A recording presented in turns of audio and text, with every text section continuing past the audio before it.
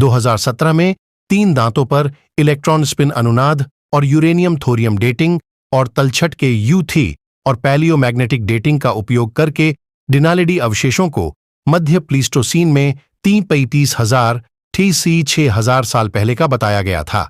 उन्हें जमा किया गया था।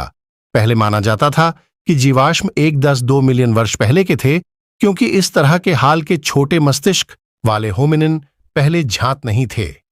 अफ्रीका में तारीख इंडोनेशिया के छोटे मस्तिष्क वाले होमो फ्लोरेसियंसिस एक अलग द्वीप पर रहते थे और जाहिर तौर पर आधुनिक मनुष्यों के आगमन के तुरंत बाद विलुप्त हो गए। छोटे मस्तिष्क वाले होमिनिन की बड़े मस्तिष्क वाले होमो के बीच इतने लंबे समय तक जीवित रहने की क्षमता मानव विकास की पिछली अवधारणाओं और इस धारणा को संशोधित करती है कि एक बड़ा मस्तिष्क आवश्यक रूप से विकासवादी लाभ की ओर ले जाएगा।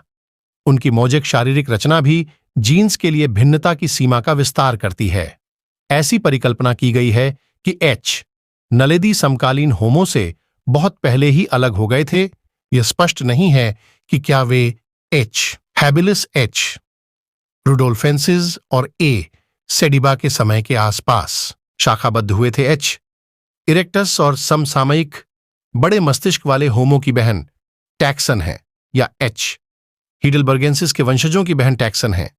इसका मतलब यह होगा कि वे समकालीन होमो से 9,000 साल पहले और संभवतः प्लियोसीन के आरंभ में ही अलग हो गए थे।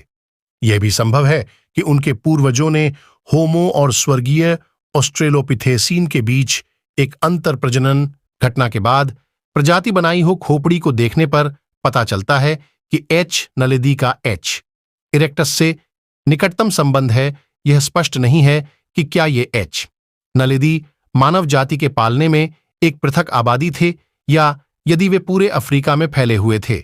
यदि उत्तरार्ध, तो पूरे अफ्रीका में कई ग्रेसाइल होमिनिन जीवाश्म जिन्हें परंपरागत रूप से देर से एच इरेक्टस के रूप में वर्गीकृत किया गया है, संभावित रूप से एच नलेदी नमूनों का प्रतिनिधित्व कर सकते हैं।